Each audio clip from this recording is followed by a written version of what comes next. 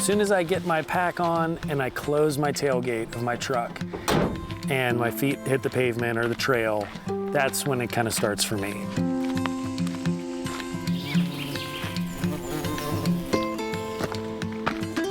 All the other things I have going on in my life slowly start to compartmentalize and go to the back of my mind. And I'm able to start to then just focus on the painting and then being present where I'm at. And it's almost like I can take a vacation from everything else and I disappear and can get lost in my practice.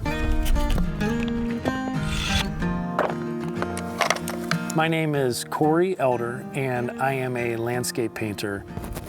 I am also a carpenter by trade and a handyman. Why I love doing this, I feel this connection to this group of people that through the centuries that have been inspired to go out and paint in the landscape. And I get to be part of that arc, of that conversation and the history of that. Elephant's head flowers, pretty little wildflowers along the banks here in the rocky soil.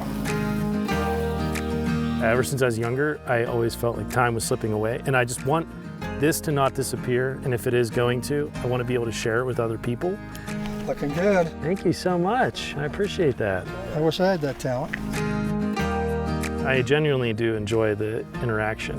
It's just really stunning. I love the different greens, and yeah, it's really pretty. Thank you so much. I appreciate it. Yeah, no, that's beautiful. It means a lot to me. You don't really know why, you just know that something is speaking to you.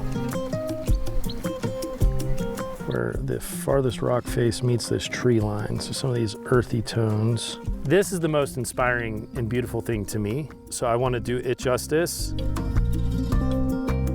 How am I going to make sure this painting doesn't read quick, you know, like a flash? Your eye jumps in and out. You want to try to entice somebody to stay longer and dabble in looking in throughout the painting.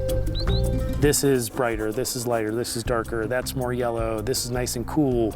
Ooh, I need to capture how the water's doing that. And so it's actually quite loud inside of me. I paint plein air, that's how I start all my paintings, out in the field. But then I always finish up my paintings in the studio. So far I've put 87.5 hours into the painting and plan on putting at least another 15 more.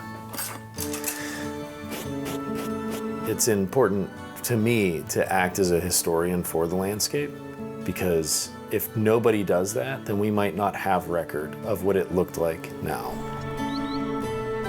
The glaciers that exist here where I painted, they're disappearing and they won't come back. And when that fresh water disappears, that cool water disappears, this entire valley changes. The fish that the fisherman is fishing for won't be able to stay cool enough. It's all going to rapidly change. It's a beautiful world out there, and I have to paint it beautifully.